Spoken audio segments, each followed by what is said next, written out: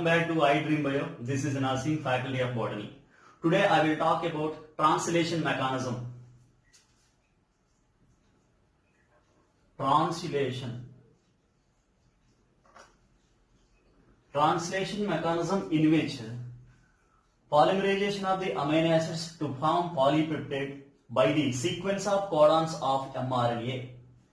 So this is a double-stranded DNA. Let me explain a small double-stranded DNA that produce the mRNA, messenger RNA. So the information which is present in the DNA is copied on mRNA. So based on that, the mRNA produce the proteins. So this mechanism is a translation process. So which reaction is a transcription process? So we will talk about translation processes. It is carried out by several steps, but what are the main requirements? So the requirements for the translation. So in which amino acids are needed. So the first one, amino acids needed. Amino acid number is amino acids. Let me explain one by one. Opposite. The number of the amino acids are 20 types of amino acids. 20 types of amino acids. These amino acids that act as a building block for construction of the proteins. So the amino acids, for example, this is one amino acid I called. Another amino acid. So notice another amino acid. So the another amino acid and so on.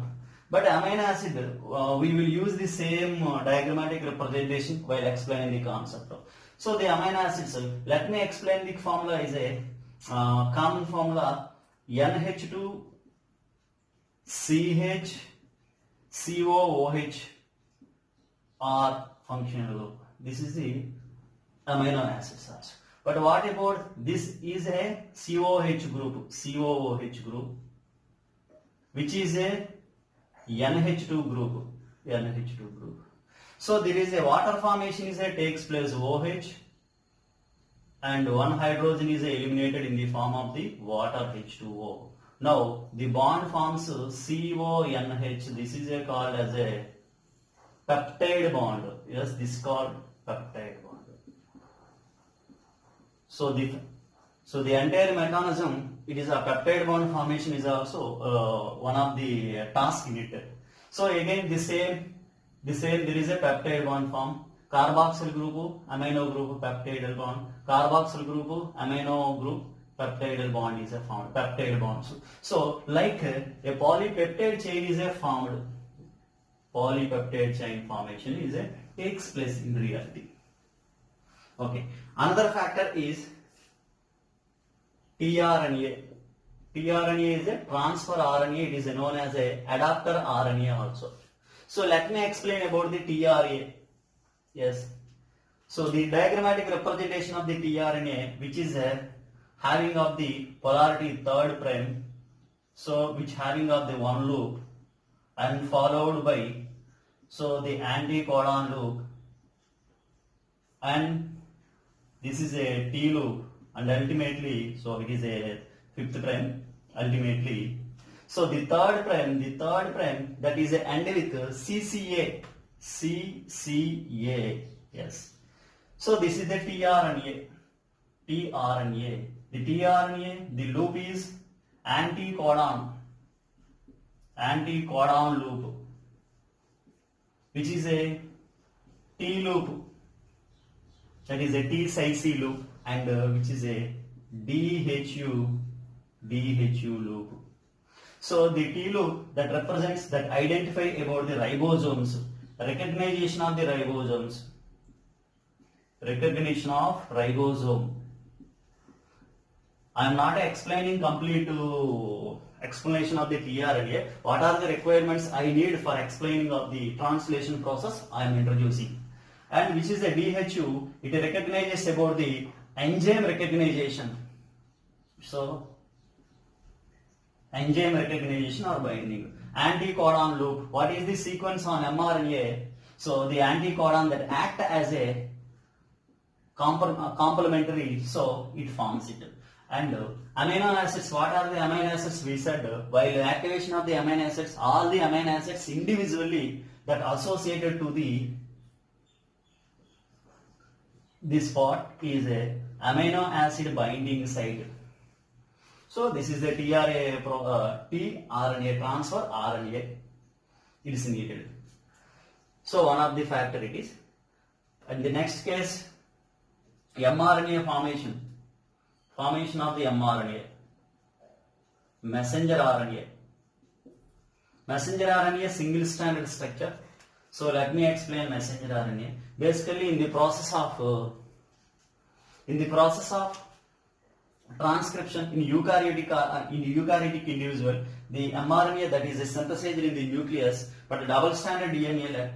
So I am not going to explain the complete mechanism in the transcription. I will make one more video, right? So in the mRNA that was synthesized in the nucleus, it is come out from the nucleus to the cytoplasm. In the cytoplasm, the translation process is initiated. But in the prokaryotic individual, there will be no nucleus, so the entire process like a transcription and translation that proceeds in the cytoplasm of the prokaryotic individual. So the mRNA is a double-stranded structure. This is the mRNA. So the complete mature mRNA having of this is a cap region, so which notice as a cap towards the 5th prime, which having of the tail polyadenine structure is there, third prime. So before that, this is untranscribed region is there, UTR that it makes a proper that means it makes the stimulate and it support the faster process of the translation process. That means about it increases the efficiency to proceed about the translation. And here is also untranscribed region is also noticed. But the mRNA, this mRNA having of the codons, what is the information present in the DNA? It was copied on the mRNA. So the codon is first initial codon is A, U, G, something like about the C, U, A, G, C, and so on. But this is all one nucleotide, another nucleotide, another nucleotide, nucleotide. But simply we can show only basis, nitrogenous basis on the mRNA structure. So the 3 nucleotides, this is a structure is called 3 nitrogenous basis, 3 nucleotides is known as a codon. It is also 3 nucleotides called codon. So based on the codon, the production of the amino acid sequence is decided. So the amino acid sequence that was influenced by the codons which are present on the mRNA. So it is also important. It is a single stranded structure. So the process is initiated in the cytosol of the prokaryotic individual. So another factor, let me use fourth one, ribosomes. So I am going to write to explain about the ribosomes. Ribosomes, it is a common information, is a prokaryotic individual as well as a eukaryotic individual. Prokaryotic ribosomes have a 70S, but eukaryotic ribosomes is a 80S. Oh, yes. Ribosome structure. Fourth one, ribosome.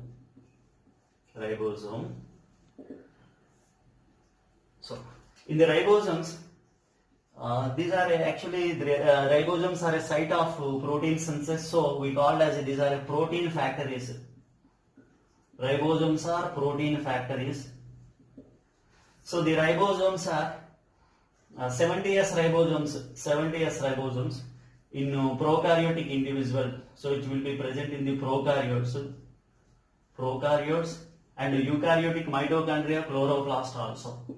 Mitochondria, chloroplast. So the 70S ribosome having of the 2 subunits, smaller subunit smaller subunit. We call smaller subunit is a 30S. S is a nothing but a Svedberg constant or as well as a sedimentation coefficient. And larger subunit is a 50S. Both the two units are present. But a larger subunit having of the three sides, it is having of the one tunnel also. The larger subunit having of three sides, A side, P side, E side. A side is amine acyl side, P side is a peptidyl transfer side, E side is a exit side.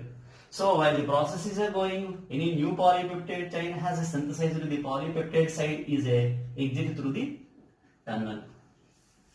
And coming to the ATS ribosomes are present in the eukaryotes. The ATS ribosome also having up the two subunits. Smaller subunit is a 40S and the larger subunit is a 60S ribosome. So this is the basic information we required regarding the ribosomes in this process. And other factors are enzymes are needed. Enzymes. What enzymes are needed here? Two categories of enzymes mainly we notice. So amino acyl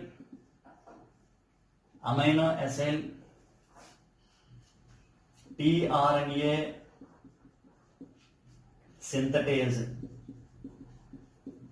is needed, as well as for making of the polypeptide chain. Polypeptide chain is a peptidyl enzyme. Peptidyl transferase is enzyme needed. So I will explain this while I explain the process. And there are factors are there. Factors. The factors, while initiation takes place, initiation factors needed. While elongation process takes place, elongation factors are needed. And the termination, there is a releasing factors also noted.